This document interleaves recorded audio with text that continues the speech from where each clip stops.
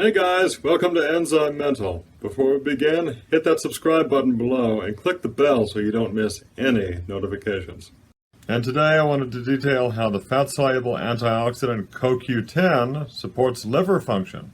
The liver, like the brain, the heart, and the kidneys, is obviously one of the most metabolically active parts of the body. And so consequently the liver, like all those other organs, needs an ample supply of CoQ10 every day to function optimally.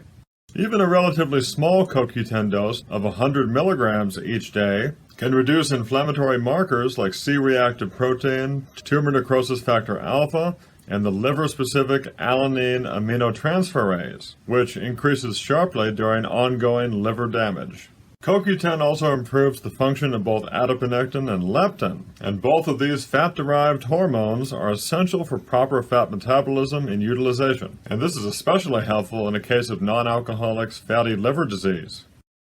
Non-alcoholic fatty liver disease happens when fat accumulates in the liver, and it's primarily driven by excessive intake of sugar and refined carbs. And this is why it's so closely associated with metabolic syndrome, which encompasses several conditions including obesity, insulin resistance, type 2 diabetes, and high triglycerides.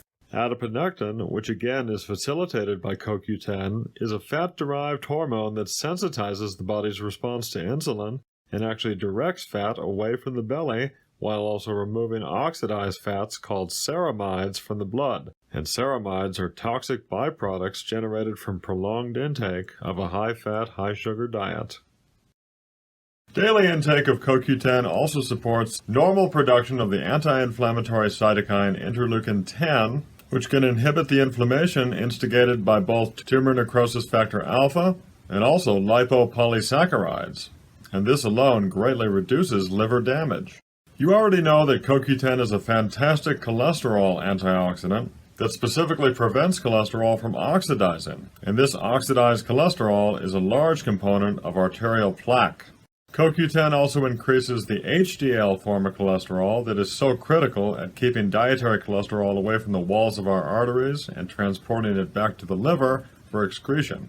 So if you think about how CoQ10 modulates inflammation, while also optimizing the liver's cholesterol process, then you can really see just how critical CoQ10 is for daily liver function. So how much CoQ10 should you be taking? The rule I've always followed is to take CoQ10 until you feel some energy from it. So if you took a small dose and didn't feel any energy at all, then it's likely your heart is utilizing all of the CoQ10 that you took. So you would need to step up your dose gradually. So I think a good starter dose for CoQ10 is anywhere from 200 to 400 milligrams daily, taken in the morning with food. Remember that CoQ10 is fat-soluble, so look for it ideally as either in a soft gel or in a fat-based liquid.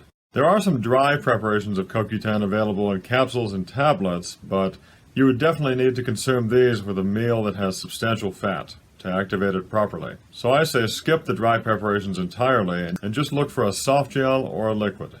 For even better results, try CoQ10's active form known as Ubiquinol. And to put into perspective for you just how much better Ubiquinol is compared to regular CoQ10, you would need around 2,400 milligrams of regular CoQ10 to equal the blood saturation that 300 milligrams of Ubiquinol will give you. And 300 milligrams of Ubiquinol is a very appropriate daily dose, especially for a much older person. Thanks for watching. I'm Jason Carter, and I'll see you next time on ENZYMENTAL. Stay healthy.